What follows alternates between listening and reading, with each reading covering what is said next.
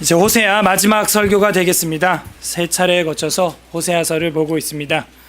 지난주에 호세아 서론과 1장부터 4장까지, 오전에 10장까지, 오늘 오후에 11장부터 14장 마지막 장까지 살펴보겠습니다. 오전에는 지도자의 불편한 진실이라는 제목으로 이스라엘과 에브라임의 죄악이 무엇이었는지 살펴보았고, 오늘 오후 시간에는 11장부터 이하의 예언서의 전형적인 패턴이라고 할 수 있는 죄책감면 위로 소망 부분, 후반부에 해당하는 위로 소망을 우리가 보게 될 것입니다. 그래서 제목을 즐거운 고통이라고 해봤습니다. 따라해 보시죠. 즐거운 고통. 이 즐거운 고통이라는 제목으로 호세아서를 마무리하면서 북이스라엘의 예언 사역도 마무리가 됩니다. 여러분에게 즐거운 고통이 무엇인가요? 즐거운 고통이라는 개념이 통하고 있는지 모르겠습니다. 게임이 즐겁지만 하고 나면 후회스러워서 고통스럽습니까? 아니면은 헬스 운동이 고통스럽지만 하고 나면 근육이 생겨서 즐겁습니까? 과식이 즐겁지만 하고 나면 배가 불러서 고통스럽나요? 그런 즐거운 고통, 육체적인 어떤 즐거운 고통을 이야기하고자 하는 것은 사실은 아닙니다. 래프 왈도 에머슨이라고 하는 사람이 이거에 대해서 답을 줘요. 즐거운 고통 중에서 가장 공감됐던 게 저는 뭐냐? 너는 나에게 있어서 즐거운 고통이야. 아직 무슨 얘기인지 안 통하는 분들은 사랑의 계절이 오지 않았기 때문입니다. 사랑의 계절에 들어온 사람은 다 공감할 겁니다. 너는 나에게 있어서 즐거운 고통이야. 듣기에 기분이 이렇게 썩 나쁜 건 아니에요. 그러나 뼈가 있는 말이죠. 헤르만 헤세라고 하는 여러분 유명한 사람 있죠. 제가 이렇게 사랑의 글들을 막 찾아봤어요. 그 사람이 이런 말을 해요. 그 사람을 위해서 기도할 각오 없이 사랑하는 것은 처음부터 잘못된 일이다. 너무 빨리 읽었나요? 그 사람을 위해서 기도할 각오 없이 사랑하는 것은 처음부터 잘못된 일이라는 거예요. 그건 뭘 각오하고 사랑을 시작해야 되는 거예요? 그러면 뭘 각오하고? 기도할 각오를 하고 사랑을 시작해야죠. 우리 청년들이 갑자기 눈이 초롱초롱해지는데 그런 거예요. 기도할 각오 없이 데이트를 시작할 수 없습니다. 하나님, 저 여인을 나에게 주시옵소서. 기도가 나와야죠. 그런 마음도 없이 사랑을 시작한다면 그건 사랑이 될까요?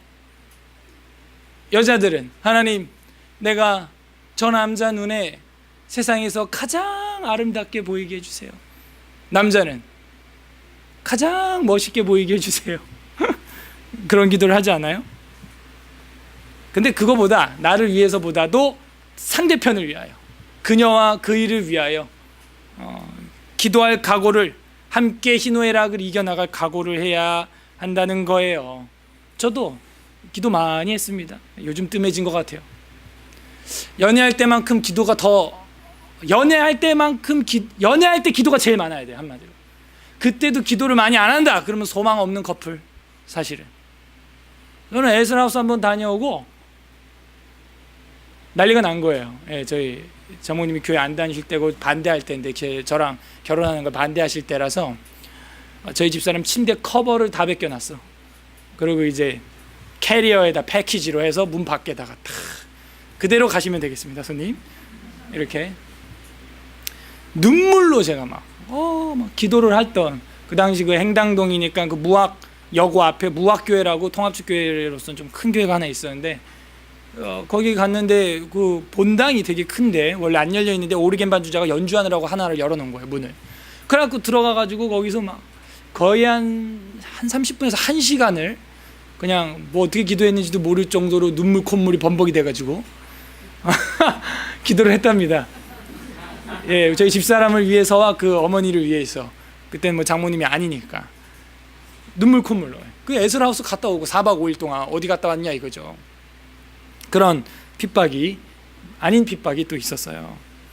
근데 그 기도가 지나고 나서 뭐 크게 문제 없이 잘 풀렸던 것 같아요. 그리고 제가 항상 간증거리로 이야기하잖아요.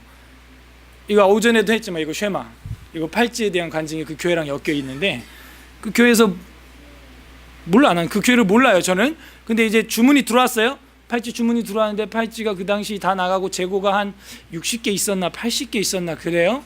근데 이제 이메일로 이제 신청하면 자동으로 오거든요. 그 주문한 게 개당 2만 원, 뭐 배송비 2천 원 해가지고 나오는데, 메일이 왔는데 메일이 오고 전화를 했어요. 아니 누구길래 도대체 이 남은 잔량이 얼마냐. 그래서 몇십 개다 그랬더니 그거 다 보내달래 자기가.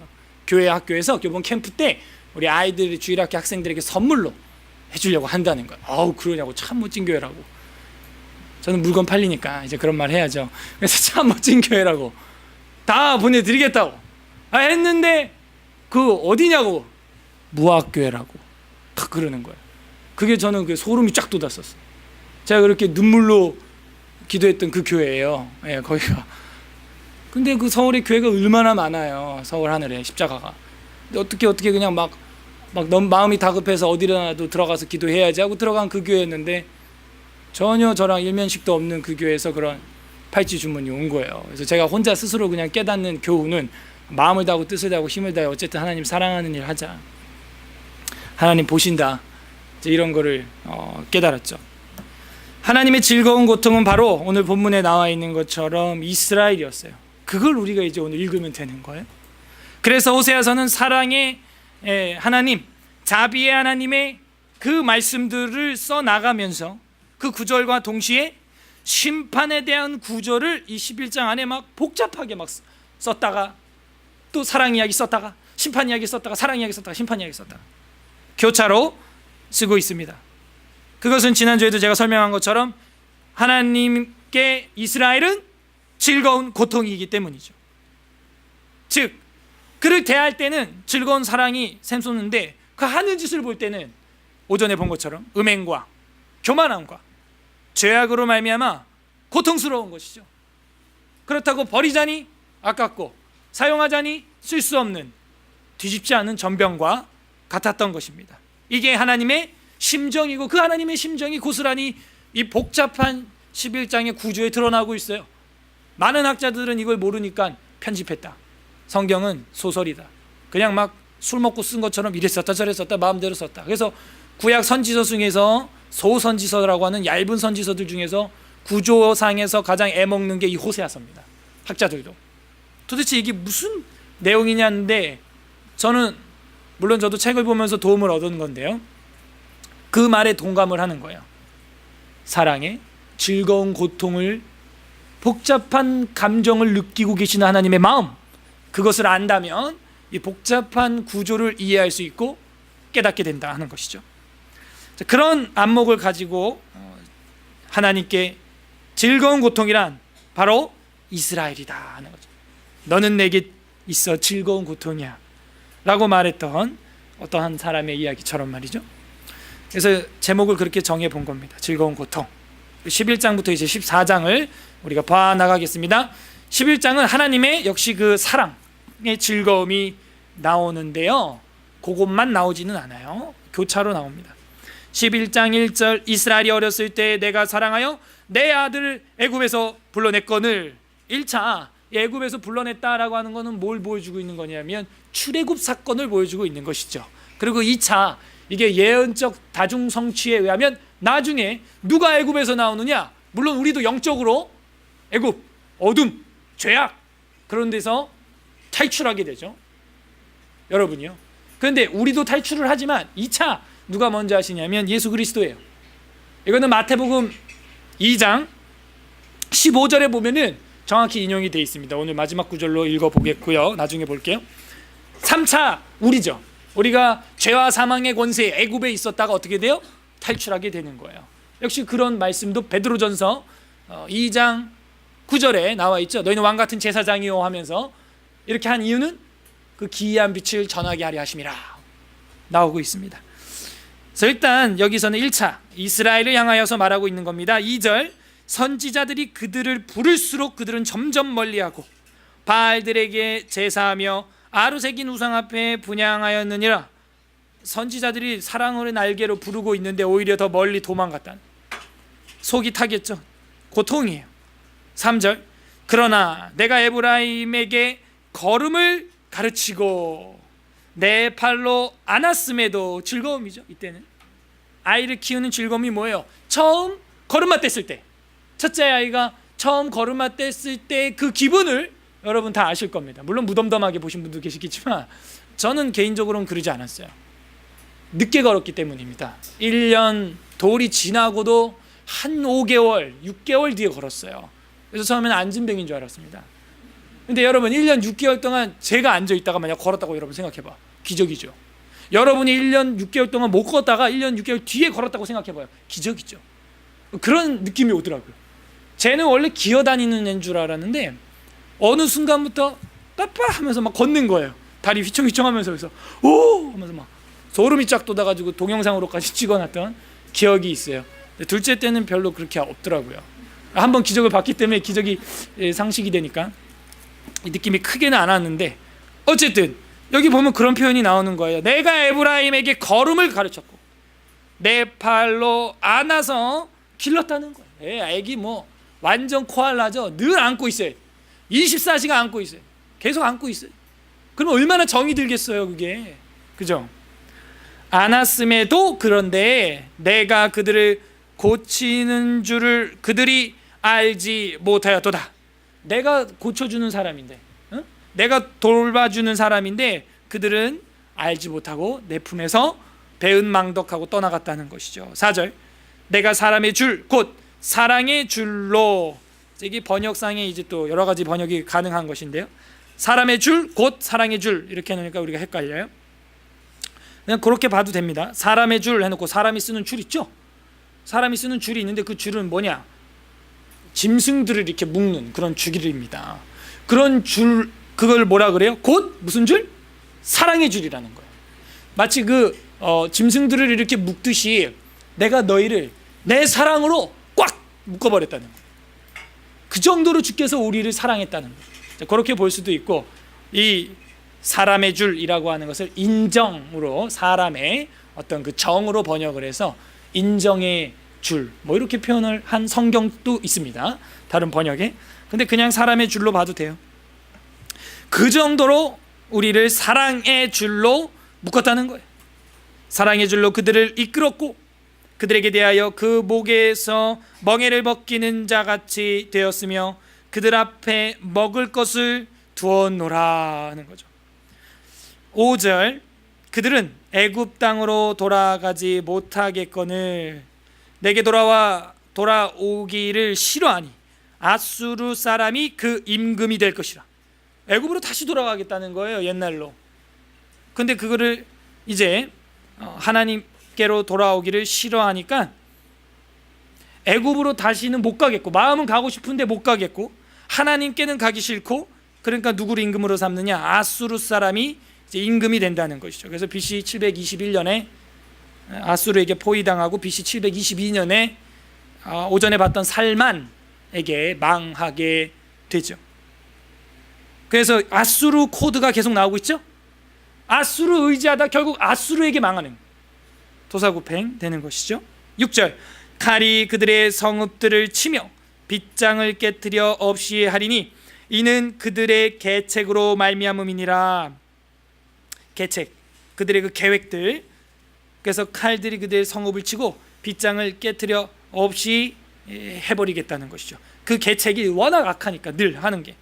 7절, 내 백성이 끝끝내 내게서 물러가나니 비록 그들을 불러 위에 계신 이에게로 돌아오라 할지라도 일어나는 자가 하나도 없다. 여러분 여기 이제 돌아오라 하는 거 이제 눈에 팍팍 보여야 돼요. 슈브, return to God, 하나님께로 돌아가자 해도 일어나는 사람 없어요. 성경 전체를 다 배웁시다. 하나님의 말씀을 배웁시다. 하나님 마음으로 돌아갑시다 라고 말해도 일어나는 자가 하나도 없어요. 돌아오는 자가 한 명도 없는 거예요. 8절, 우리 다 같이 읽겠습니다. 8절이 중요해요. 시작. 에브라임이여 내가 어찌 너를 놓겠느냐? 이스라엘이여 내가 어찌 너를 버리겠느냐?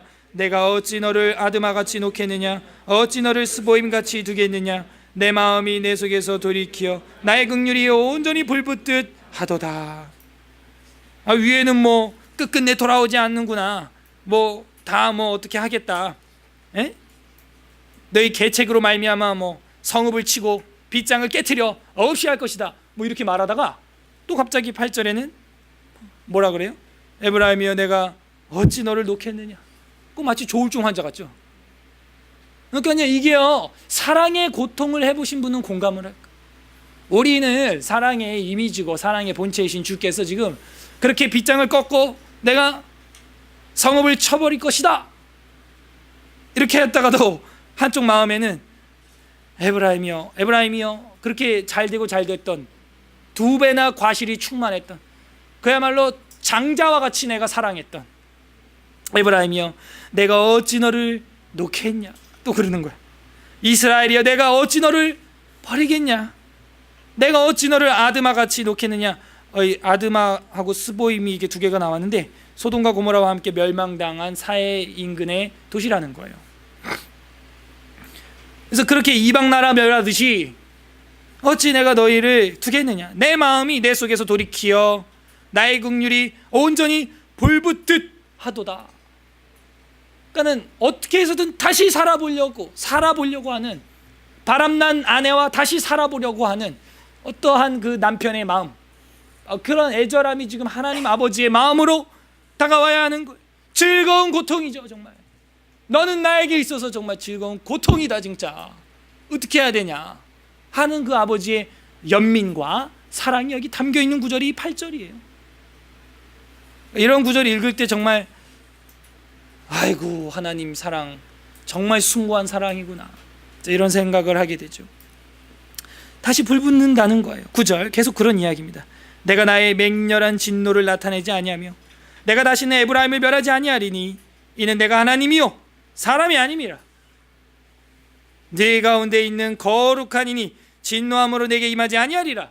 난 신이고 하나님이기 때문에 충분히 그렇게 할 수도 있어 하다가 이 뒤에 구절을 보면 또 안 돼. 얘네 하는 거 보면 얘네는 매를 맞아야 돼. 나는 안 할 수 있는데 저들의 상태를 볼 때 저들을 고치기 위하여 회초리를 들어야 하는 이런 참 즐거운 고통의 상황이죠. 마치 부모가 자녀를 훈계하는 듯한 모습이 계속 나오는 거예요. 10절 그들은 사자처럼 소리를 내시는 여호와를 따를 것이라. 여호와께서 소리를 내시면 자손들이 서쪽서부터 떨며 오되 그들은 애굽으로부터 새같이 아수르에서부터 비둘기같이 떨며 오리니 내가 그들을 그들의 집에 머물게 하리라. 나 여호와의 말이니라. 애굽에서 아수르에서 새같이 비둘기같이 다 모여라 이러면 푸드드드득 하고 다 날라온다는 거예요. 그렇게 모으는 것처럼 내가 다 모으겠다는 것이죠. 회복에 대한 이야기가 나오고 있는 것입니다. 12절 에브라임은 거짓으로 이스라엘 족속은 속임수로 나를 애워쌌고 유다는 하나님 곧 신실하시고 거룩하신 자에게 대하여 정함이 없도다. 이거 또 이래. 그러니까 이거 감정과 영적인 분위기를 모르고 읽으면 마치 조울증 환자 일기장 보는 것 같아 지금, 그죠? 그러니까는 그 사랑에 고통하고 있는 아버지 하나님의 마음을 알 때, 그리고 그 고통을 겪어보신 성도님들은 충분히 이해할 것이다. 이거 이혼해 말어. 이거랑 살아야 돼 말아야 돼. 그래도 살자. 그러나 그는 막 이러면서 이거 읽으면서 정말 하나님 아버지의 마음이 마지막이거든. 이제 북이스라엘의 마지막 선지자 호세아, 북이스라엘의 마지막 왕 호세아. 12장 여호와께 돌아와라 하는 그런 이야기가 또 나옵니다. 12장 1절 에브라임은, 계속 에브라임이 나오는 이유는 제가 오전에도 설교했지만 에브라임은 어떤 지파라? 따블로, 베가로 열매를 맺은 그런 장자 지파와 같고 이스라엘의 딱 중심부에 있고 야곱의 우수의 축복을 받았던 그런 지파라 그랬습니다. 그래서 사사기에도 에브라임은 늘 강한 그 지파로 등장을 합니다. 사사기. 다시 1절 에브라임은 바람을 먹으며 동풍을 따라가서 종일토록 거짓과 포악을 더하여 아수르와 계약을 맺고 기름을 애굽에 보내두다. 아니 에브라임이 바람을 먹었다니 허파에 바람 들어갔다는 얘기야? 그게 아니고요. 바람을 먹으며, 여러분 바람 먹을 수 있어요 없어요? 저 바람 먹었더니 배불러요. 바람 먹을 수 있어요, 없어요? 없어요. 한마디로 이건 뭘 보여주냐면 허무함, 허무성을 보여주고 있는 것이죠. 헛방, 공갈빵. 헛된 짓을 하고 있다는 거예요, 지금 에브라임이. 그리고 바람 따라간다는 거예요. 동풍을 따라가서 종일토록 거짓과 포악, 헛된 거, 그걸 따라간다는 거예요. 무익함을요. 따라가서 아수르와 계약을 맺고 기름을 애굽에 보낸다는 것이죠. 조공을 갖다 바치는 거예요. 2절, 여호와께서 유다와 논쟁하시고 야곱을 그 행실대로 바라시며 그의 행위대로 그에게 보응하시리라. 야곱은 모태에서 그 형의 발 뒤꿈치를 잡았고 또 힘으로는 하나님과 겨루되 천사와 겨루어 이기고, 그죠? 천사가 맞는 것이죠. 울며 그에게 간구하였으며 하나님은 베델에서 그를 만나셨고 거기서 우리에게 말씀하셨다 하는 거죠. 베트엘 하는 곳 아시죠? 돌베개 베고 잤던 곳. 5절, 여호와는 만군의 하나님이시라. 여호와는 그를 기억하게 하는 이름이니라. 그러니까 신이 많은데 여호와라고 하는 신을 절대 잊지 말라는 거예요. 그 여호와 그를 기억하게 하는 이름이니까 잊어버리지 말라는 것이죠. 그 쉐마에도 나오죠. 신명기 6장 4절, 우리 하나님 여호와는 오직 유일한 여호와시니 하나님이시라는 유일한 그분 잊지 말라는 거죠. 6절, 그런즉 너의 하나님께로 돌아와서 인애와 정의를 지키며 항상 너의 하나님을 바랄지니라. 역시 오전에 우리가 본 것처럼 우리 지도자로서의 필요한 덕목이 있다면 바로 성경의 덕목인 인애와 정의, 하나님을 아는 지식, 그것이 있어야 되죠. 그러지 않으면 지도자의 불편한 진실만 쌓일 뿐이죠. 7절, 그는 상인이라 손에 거짓 저울을 가지고 속이기를 좋아하는도다. 이러면 안 되죠. 속이면 안 되죠. 십계명을 범하고 있는 거죠. 8절, 에브라임이 말하기를 나는 실로 부자라. 속여가지고 부자 된 거?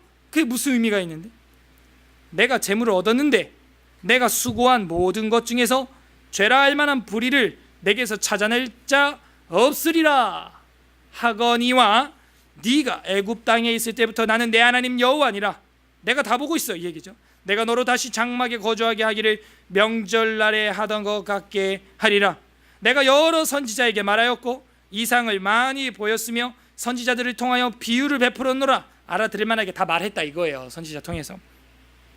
11절, 길르앗은 불의한 것이냐? 과연 그러하다. 그들은 거짓되도다. 길갈에서는 무리가 수송아지로 제사를 드리며 그 제단은 밭이랑에 쌓인 돌무더기 같도다. 밭이랑에, 밭 그 고랑 이랑에 쌓여 있는 돌무더기 같이 제단이 그냥 여기저기 막 다 쌓여 있다는 거예요. 돌짝, 논밭에 돌짝같이, 밭에 있는 돌짝같이 그렇게 비유를 하고 있는 겁니다. 12절, 야곱이 아람의 들로 도망하였으며 이스라엘이 아내를 얻기 위하여 사람을 섬기며 아내를 얻기 위하여 양을 쳤고 여호와께서는 한 선지자로 이스라엘을 애굽에서 인도하여 내셨고, 그 모세죠, 모세. 한 선지자는 이스라엘이 한 선지자로 보호받았거늘. 14절, 에브라임이 경노하게 함이 극심하였으니 그의 주께서 그의 피로 그의 위에 머물러 있게 하시며 그의 수치를 그에게 돌리시리라 하는 거죠. 그러니까 이스라엘 야곱은요 아람의 들로 도망하였고 이스라엘이 아내를 얻기 위하여 사람을 섬기고 아내를 얻기 위하여 양을 치고 이러면서 이제 어떻게 합니까? 먹고 살라고 애굽에 400년 이상 이제 자리를 잡게 되죠. 근데 한 선지자를 통하여 엑소더스 탈출을 시켰다는 이야기를 추억하고 있죠. 그 왜 이런 이야기 하겠어요? 이제 마지막이니까. 내가 너네를 이렇게 사랑했고 이렇게 구원해 준 거 아니냐, 그런 이야기를 지금 하는 겁니다. 13장은요 진노하시는 또 하나님의 모습이 나옵니다. 왜? 이스라엘의 우상 숭배 때문이죠. 또 심판의 이야기가 또 나와요. 13장 1절, 에브라임이 말을 하면 사람들이 떨었도다. 이게 무슨 얘기예요? 제가 계속 얘기했죠. 에브라임 어떤 지파였다고요? 강력한 지파였다고요. 아직 이게 느낌이 안 오시고 다 잊어버린 것 같은데 사사기 12장 1절 한번 펼쳐보세요. 사사기 뒤로 돌아가야죠. 12장 1절 구약성경 383페이지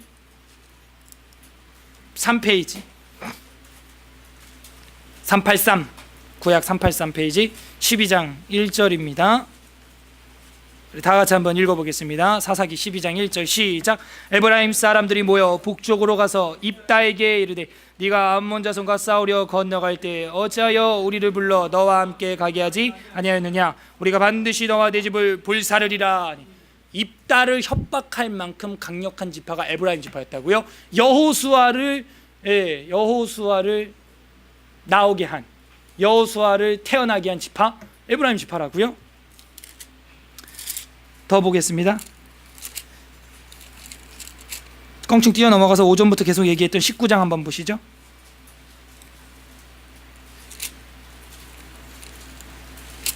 (19장 1절) 제가 읽겠습니다. 눈으로 여러분 보세요. 이스라엘에 왕이 없을 때 에브라임 산지 구석에 거류하던 어떤 레위 사람이 유다 베들레헴에서 첩을 맞이하였더니 하면서 이 19장의 그 에브라임 이야기가 스토리가 이제 쭉 진행이 되죠. 그래서 13절로 넘어 19장 13절 또 그 종에게 이르되 우리가 기브아나 라마 중 이거 오전에 나왔던 건데 기억나나 모르겠어요. 기브아나 라마 중 한 곳에 가서 거기에서 유숙하자 하고 모두 앞으로 나아가더니 베냐민에 속한 기브아, 이 기브아 이야기 계속 나왔었죠 오전에. 기브아에 가까이 이르러 해가 진지라 기브아에 가서 유숙하려고 그리로 돌아 들어가서 성읍 넓은 거리에 앉아 있으나 그를 집으로 영접하여 유숙하게 하는 집이 없었다는 거예요. 그래서 그 동네에서 유린을 당하고 여자가 능욕을 당하고 죽어요. 죽게 되는 이야기가 나옵니다. 그게 이 에브라임 스토리가 이제 되는 건데 그 땅은 이제 베냐민 지파 땅이죠. 베냐민들이 그런 거를 하는데 아무튼 이 에브라임의 이 코드가 이 사사기에 계속해서 나오고 있어요. 장자 집안이 이렇게 초토화됐다. 장자 집안이 이렇게 타락했다. 라는 이야기를 이제 보여주고 있어요. 그래서 다시 호세아로 돌아오면 이 에브라임 13장 1절 호세아 13장 1절 에브라임이 말을 하면 사람들이 떨었도다.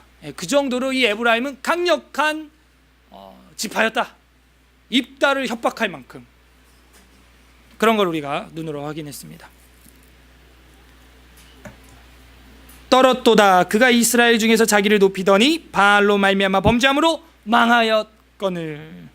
그렇게 높아졌다가 바알을 섬기면서 망했다는 것이죠.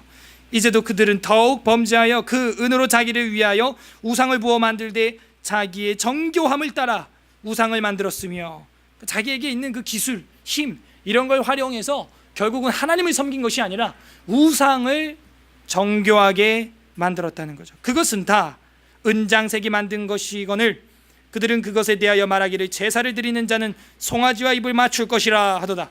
아니 은장색을 통해서 사람들이 만들어 놓은 그 송아지에다가 입맞춤을 하라는 거예요. 그런 어리석은 짓을 하라는 것이죠.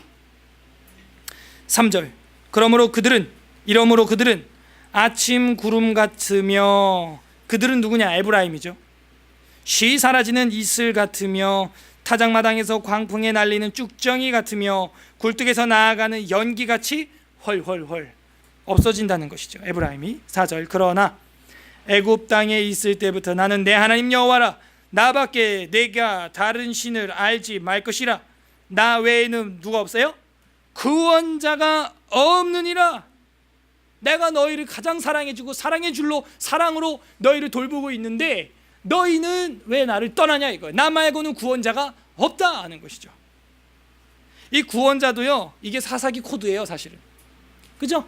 사사기에 보게 되면 12번의 사이클이 나왔었죠. 구약의 종교 암흑기, 구약이 종교 암흑기. 온니엘을 보내서 세워놓으면 또 타락하고, 그죠? 에훗을 보내서 세워놓으면 또 타락하고.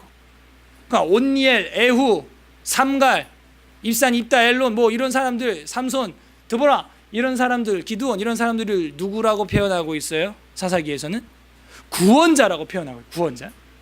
여기도 정확히 이제 13장 4절에 구원자가 없느니라 나 외에는 이런 말이 나와요. 그럼 여기서 우리가 또 하나 돌출해 볼 수 있는 주제가 이거죠. 진정한 우리의 사사 여호와 그 한 분밖에 없다는 거예요. 진정한 우리의 사사 여호와 하나님, 진정한 우리의 판사 여호와 하나님, 그분밖에 없다는 것이죠. 5절 내가 광야 마른 땅에서 너를 알았거늘. 6절 이게 죄악의 이제 심판의 원인입니다. 6절 다 같이 읽겠습니다. 13장 6절 시작. 그들이 먹여준 대로 배가 불렀고 배가 부르니 그들의 마음이 교만하여. 나와의 싸움은요 이거에서 이제 시작돼야 되는 겁니다. 그들이 먹여준 대로 배가 불렀고 배가 부르니까 그들의 마음이 교만하여 이로 말미암아 하나님을 잊어버린 것이죠. 그러니까 우리 인간들의 습성이에요. 가난하고 힘들 때 하나님 찾지만 등 따쓰고 배부르면은 하나님 잊어버리는 것이죠. 그게 우리 인간들의 한계성이에요. 그래서 톨스토이라고 하는 사람은 이런 말을 했어요. 한 사람이 어떠한 대상을 죽을 때까지 변함없이 사랑할 수 있다라고 장담하는 것은 초한계로 평생 불을 밝히겠다고 말하는 것과 같다. 갑자기 씁쓸해지죠. 한 사람이 한 대상을 향하여 평생을 내가 그대만을 사랑하겠다라고, 하나님만을 사랑하겠다고 이야기하는 것은 초한자루로 일평생을 밝히겠다고 하는 것 같다는 거예요. 저는 그 말에 뭐 전폭적으로 동의하는 건 아닌데 그만큼 어려운 일이라는 것이죠. 그러니까 우리 인간의 힘으로는 안 된다는 거죠. 그래서 우리가 뭐 하는 거예요? 여호와 하나님을 찾는 것이죠. 우리의 힘으로 그렇게 사랑할 만한 사람도 사랑할 수 없기 때문에 하나님을 찾는 것이죠. 성령의 조명이 필요한 것이고 성령의 내적 임재가 필요한 것이고 충만이 필요한 이유가 우리는 한 자루밖에 안 되기 때문이죠. 그래서 우리가 배가 불러지고 교만하여지고 그러면 하나님을 잊어버리는 것입니다. 배우자의 사랑을 잊어버리게 되는 것이죠. 7절 그러므로 내가 그들에게 사자 같고 길가에서 기다리는 표범 같으니라. 뒤에 더 심한 얘기가 나오는데요. 8절 내가 새끼 이름 곰같이 그들을 만나 그 염통 꺼풀을 찌고, 어우 이거 19금인데, 거기서 암사자같이 그들을 삼키리라. 들짐승이 그들을 찢으리라. 이런 사랑의 질투의 모습이 나오는 것이죠. 9절 이스라엘아 네가 패망하였나니 이는 너를 도와주는 나를 대적함이니라. 아까 읽었죠? 힘을 키워줬더니 아버지 나한테 한 대 맞아볼 테고 뭐 이런 거 있었죠 오전에. 그러니까 이게 완전 내가 너를 길렀는데 이건 손도 잡아보기 전에 먼저 뭐 밖에 나가서 바람을 피고 주먹 다짐을 하고 아빠한테 엄마한테 대드는 거예요 지금. 10절 전에 네가 이르기를 내게 왕과 지도자들을 주소서 하였느니라. 왕과 지도자는 이스라엘의 리더십을 이야기하는 거죠 지금. 그 달라 그랬지 너가, 이 얘기예요. 그래 네가 모든 성읍에서 너를 구원할 자 곧 내 왕이 이제 어디 있으며 내 재판장들이 어디 있느냐. 네가 달라 그래서 준 거야. 왕 사울 왕 기억나시죠? 우리에게 왕을 주소서. 사무엘상 8장에 나오잖아요. 이방 나라와 같이 우리에게도 왕을 주소서 이러면서 하나님 탄핵.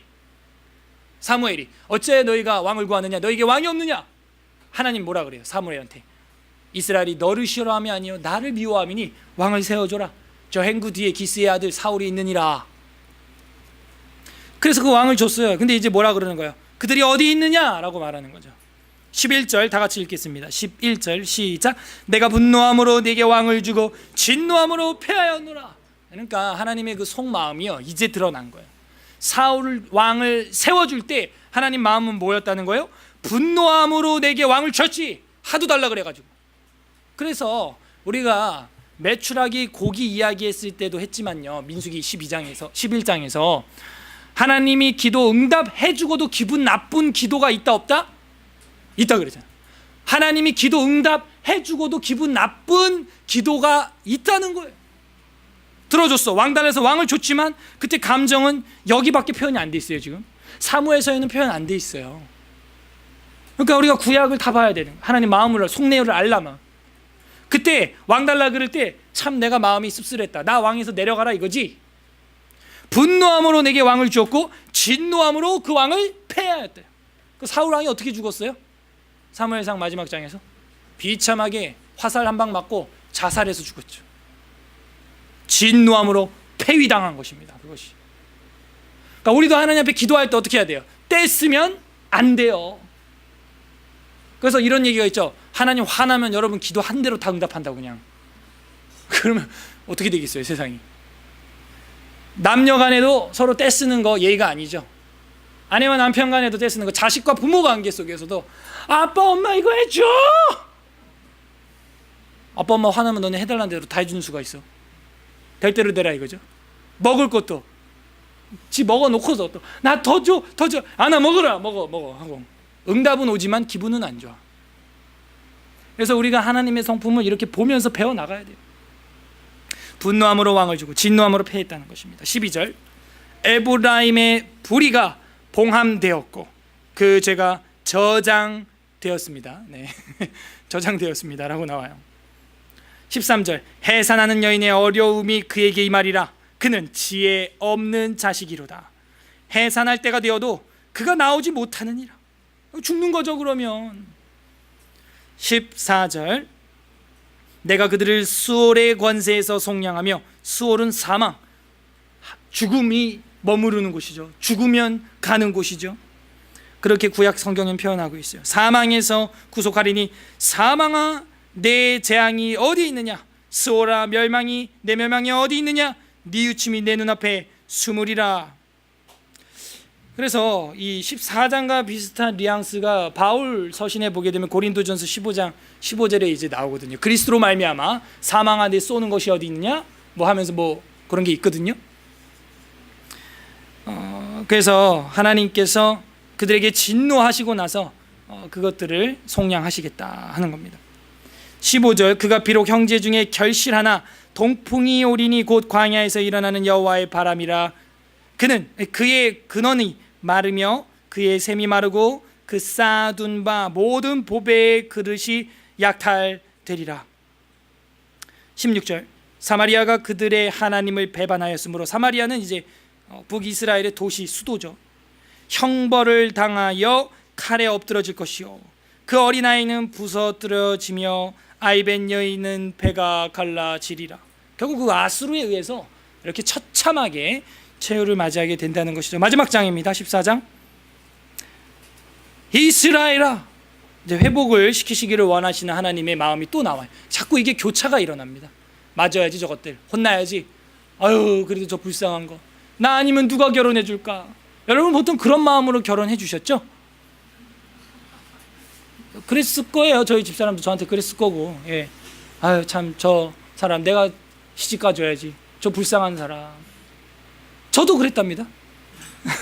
아유, 저 불쌍한 여인, 내가 장가가 줘야지, 불쌍하게 생겼네 뭐 이러면서 그렇게 했거든요. 그래서 하나님께서 그런 마음으로 또 외치는 거예요. 또 불쌍한 거야. 또 보니까 14장 1절, 이스라엘아 내 하나님 여호와께로 돌아오라. 이렇게 바람이 나가지고 이거 법적으로 말하면 다시 재혼하자 뭐 이런 거죠. 다시 바람 나간 그 사람을 돌아오라는 거예요. 안타깝죠. 안타까워요. 돌아오라, 네가 불의함으로 말미암아 엎드러졌느니라. 2절 다 같이 읽겠습니다. 우리 저번에 읽었었는데 지난주에. 14장 2절 시작. 너는 말씀을 가지고 여호와께로 돌아와서 아뢰기를 모든 불의를 제거하시고 선한 바를 받으소서. 우리가 수송아지를 대신하여 입술의 열매를 주께 드리리이다. 아멘. 뭘 가지고? 말씀을 가지고 돌아오라는 거예요. 어떻게 돌아간다는 거예요? 하나님께 돌아가려면 영적인 내비게이션이 말씀이란. 우리도 이렇게 말씀 보니까 이제 그 당시 상황 정황이 보이잖아. 아, 에브라임이 어떤 집, 아, 사울 왕을 세웠을 때 하나님의 감정이 이랬구나. 아, 그러니까 말씀을 봐야 그 보이지 않는 하나님의 마음을 알게 되는 거예요. 그 사람의 편지, 그 사람의 그 쪽지, 그걸 우리가 읽어야 그 사람의 본심을 알게 되는 것이죠. 말씀을 가지고 여호와께 돌아와서 불의를 제거하시고 선한 바를 받으소서. 우리가 이제는 수송아지가 문제가 아니고, 주님이 원하는 건 제사나 그 수양의 기름이라 그랬어요? 그게 아니죠. 주님이 원하시는 것은 바로 하나님 앞에 인자함, 인애와 하나님을 아는 것. 그래서 그 입술의 열매로 영광을 돌리는 것. 그렇게 드리리이다. 3절, 우리가 아수르의 구원을 의지하지 아니하며 말을 타지 아니하며 다시는 우리의 손으로 만든 것을 향하여 너는 우리의 신이라 하지 아니하오리니 이는 고아가 주로 말미암아 긍휼을 얻음이니이다 할지니라. 갑자기 고아가 왜 나오느냐? 우리가 그랬다는 것이죠. 이스라엘이 그랬다는 거예요. 아람 땅에 유리하며 방황하던 히브리인, 건너온 자, 나그네, 그게 히브리 사람, 아브라함 이런 뜻이거든요. 그런 고아와 같은 우리였죠. 저희도 마찬가지죠. 우리는 유대인도 아니에요. 한국 사람, 극동 지역의 한반도, 그것도 이 밑에 끝자락에 살고 있는 우리에게도 그 주님의 긍휼하심이 임한 것입니다. 그 긍휼하심으로 말미암아 우리가 살게 된 거예요. 그래서 이제는 다른 강대의 구구를 의지하지 않고 주님의 긍휼을 입은 고아와 같은 우리들입니다 라고 고백을 하는 것이죠. 4절, 내가 그들의 반역을 고치고, 목적은 이거였던 거예요. 회복, 고침, 이 갱생에 있었던 것이죠. 거듭남. 내가 그들의 반역을 고치고 기쁘게 그들을 사랑하리니 나의 진노가 그에게서 이제는 떠나갔다는 것이죠. 내가 이스라엘에게 이슬과 같으리니 그가 백합화같이 피겠고 레바논 백향목같이 뿌리가 박힐 것이라. 튼튼한 거목이 된다는 거예요. 그의 가지는 펴지며 그의 아름다움은 감람나무와 같고 그의 향기는 레바논 백향목 같으리니. 원래 이 백향목이라는 단어는 원어에는 없어요. 근데 이제 레바논 이러면 대표되는 게 백향목이기 때문에 의역을 한 겁니다. 이게 지금 레바논 같으리니 원래는 이렇게 된 거죠. 레바논 같으면 뭐예요? 레바논 숲을 같다는 거죠. 레바논 숲의 구성은 레바논의 백향목 나무죠. 그렇게 의역이 된 거예요. 7절, 그 그늘 아래에 거주하는 자가, 그 나무가 있어요. 그늘이 있죠. 돌아올지라, 슈브, 돌아올지라.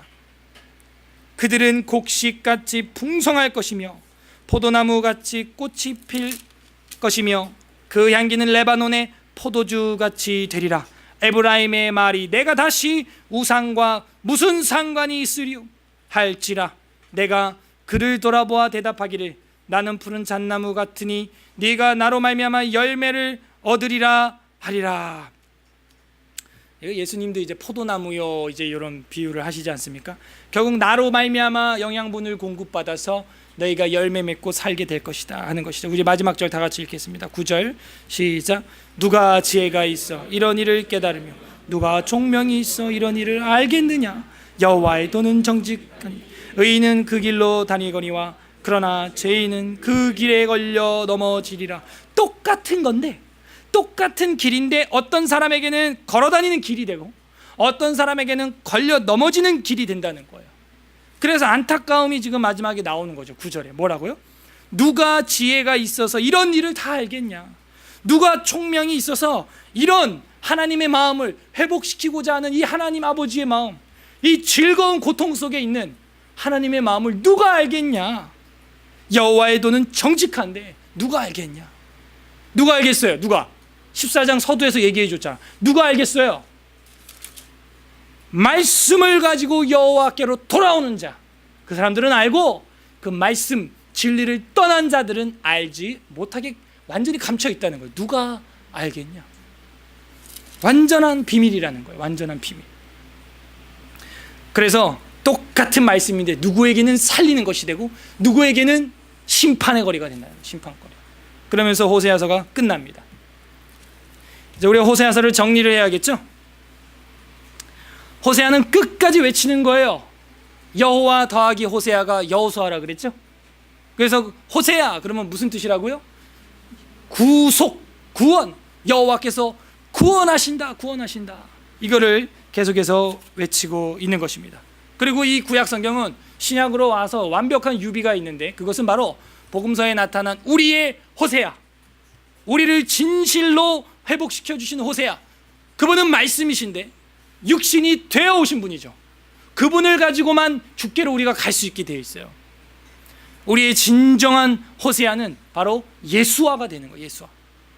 그분을 통해서 구원을 얻게 되는 것이죠. 오늘날 세상을 바라보는 우리 예수 그리스도의 눈빛도 그와 같을 거예요. 즐거운 고통 중에 계실 것입니다. 사랑스럽지만 한편으로는 이렇게 타락해가는 기독교계를 바라보실 때 7 금초대 사이를 오른손에 7 뼈를 들고 왔다 갔다 하시고 있는 이분, 7 금초대는 뭐예요? 7 교회요. 7 별은 7 목회자인데요, 사자. 불꽃 같은 눈으로 이 촛대와 같은 서울의 스라교회를 바라보시고 오른손에 주의 종을 붙들고 계시는 주님이 즐거운 고통이 아니라 즐거움에만 계셔야겠죠. 정리합니다. 사랑의 경구를 이번 주에 좀 많이 찾아봤는데요, 아리스토파네스라고 하는 사람이 이런 얘기를 해요. 여자를 정복하는 것은 흉포한 야수를 다루기보다 훨씬 어렵다. 갑자기 아멘의 웃음 같은 것들이 나오는데, 여자를 정복하는 것은 흉포한 야수를 다루기보다 훨씬 어렵다. 반대일 수도 있죠. 남자가 그럴 수도 있어요. 하나님께서는 이스라엘을 지금 다루기가 그만큼 어려운 것 같아요. 이랬다 저랬다 하는 것 같이 보여요. 진노하겠다 했다가도, 내가 사랑해 주겠다 했다가도 그 즐거운 고통에서 한쪽으로, 즐거운 쪽으로 갔으면 좋겠는데 그게 안 되고 있는 거예요. 저와 우리를 다루기도 그렇게 어려워하시는 것 같아 가슴이 아플 때가 있습니다. 제 모습을 볼 때, 여러분 모습을 볼 때 그러지 않아요? 우리 예수 그리스도께서 우리를 바라보실 때 그렇게 정복하기 힘든 야수와 같이 우리를 보고 계시지 않을까요? 그래도 하나님은 끝까지 우리를 사랑해서 어떻게 한대요? 사랑의 줄로 이끌어 가시고 계신답니다. 아니, 이끌리지 않을지라도 그 사람의 줄로 일단은 묶어놨어요. 이제는 이 사랑의 줄을 우리가 깨닫고 나만 이 줄 붙들고 가는 것이 아니라 이 사랑의 줄을 아직 붙들지 못하고 있는 우리 사랑하는 가족에게, 우리 사랑하는 아버지 어머니에게, 사랑하는 자녀들에게, 사랑하는 이웃에게 이 사랑의 줄을 던져야 되는 것입니다. 마태복음 2장 15절, 우리 신약성경 2구절 읽고 기도하겠습니다. 마태복음 2장 15절, 아까 제가 말했던 거죠? 다 같이 읽겠습니다. 신약 3페이지 시작. 헤롯이 죽기까지 거기에 있었으니 이는 주께서 선지자를 통하여 말씀하신 바 애굽으로부터 내 아들을 불렀다 함을 이루려 하심이니라. 1차는 이스라엘 백성이고 지금 2차는 여기 뭐냐면 요셉에게 현몽하여서 헤롯이 유아학살하니까 애굽에 가서 잠시 피해 있어라 해서 예수 그리스도께서 애굽에 계시게 되면서 그 칼을 피하게 됩니다. 그리고 다시 그 애굽에서 나오시게 되겠죠. 이제 나와서 어떻게 해요? 이제 주의 일을, 공생애를 시작하게 되는 거예요. 그래서 이게 호세아서 11장 1절에 원래 나와 있었던 그 말씀입니다. 그럼 이제 누가 에브라임인 거예요? 저와 여러분이 바로 에브라임인 거예요. 이제는 우리를 바라보시고 그렇게 에브라임 장자를 그렇게 사랑했던, 첫 아이를 그렇게 사랑했던 그 아버지께서 이제는 어떻게 하시느냐? 전 세계를 에브라임 삼고 어떻게? 구출해 주시겠다는 거예요. 구출해 주시겠다는 거예요. 이건 이제 베드로전서 2장 9절에서도 이루어졌다고 제가 이야기를 했습니다. 베드로전서 2장 9절은 우리가 다 잘 아실 거라고 생각을 해서 돌아가셔서 보시고, 제가 보고 싶은 건 갈라디아서 4장 19절입니다. 마지막 구절이에요. 오늘 갈라디아서 4장 19절 바울 서신입니다. 어떤 마음을 가지고 있어야 되느냐? 갈 앳빌이죠. 갈라디아서 4장 19절 신약성경 307 페이지 4장 19절 다 같이 읽겠습니다. 갈라디아 4장 19절 시작. 나의 자녀들아, 너희 속에 그리스도의 형상을 이루기까지 다시 너희를 위하여 해산하는 수고를 하노니. 이것이 즐거운 고통 아닐까요? 해산하는 수고를 내가 한다 하는 거예요. 즐겁죠? 사랑의 대상이 태어나고 그 엄마가 아이를 사랑함을 누가 무슨 말로 표현할 수 있겠어요? 그런데 그 아이를 키우면서 또 한편 고통도 있는 것이에요. 그렇게 우리 주님께서는 우리를 향해 그렇게 사랑했고, 그 사랑의 밧줄을 받았던 사도 바울은 원래는 기독교인들을 죽이는 사람이었는데 이제는 그 밧줄을 다른 이들에게 던지고 자신도 동일하게 그 해산의 수고에 동참하는 사람이 되어 많은 사람을 그리스도의 형상으로 회복시키는 일을 했다 하는 것을 보게 된 겁니다. 우리가 호세아서를 마무리하면서 우리의 진정한 호세아 되어주신 예수 그리스도와 21세기를 작은 호세아로 살아가야 될 우리의 사명을 새롭게 함으로 이 즐거운 고통을 넉넉히 감당하는 서울 에스라교회 모든 성도님들이 되시기를 주님의 이름으로 간절히 바랍니다. 여러분에게 즐거운 고통은 무엇입니까? 우리에게 있어서 즐거운 고통은 아직도 죄악 가운데서 돌아오지 못하고 있는 사랑하는 가족이어야 합니다. 아직도 철이 들지 않은 자식이어야 하고, 아직도 신앙이 없는 배우자이어야 합니다. 아직 예수 그리스도를 믿지 못하고 있는 사랑하는 친구들이어야 합니다. 우리 다 함께 기도하겠습니다. 이 시간 다 함께 합심해서 기도를 할 때, 하나님, 우리를 향해서 마음이 불붙는 것 같이 사랑하시고, 회초리를 들었다가도 다시 우리를 향하여 마음이 뜨거워서 사랑하시려고 하시는 주님의 마음을 보았습니다. 하지만 우리가 이 말씀을 가지고 주께 돌아오기 전까지 우리도 알지 못했습니다. 세상을 더 사랑하고 하나님보다 더 세상 쾌락 즐기기를 즐거워하고 했던 우리의 모습을 용서하여 주시옵소서. 우리가 같이 회개하는 기도했으면 좋겠고, 두 번째, 이제는 주님이 우리를 보시면서 즐거운 고통, 너는 나에게 참 즐거운 고통 같다라고 고백했던 그 고백을 마음에 새기고, 이제는 내가 세상을 향하여, 사랑하는 지인들을 향하여 그런 고백을 마음에 품고 끝까지 사랑의 줄을 던지고 사랑의 줄을 뻗을 수 있는, 내밀 수 있는 하나님의 아들, 딸들 되게 하여 주시옵소서. 우리 같이 그렇게 회개와 결단하는 기도 하겠습니다. 기도하겠습니다. 하나님 아버지, 감사드립니다. 우리를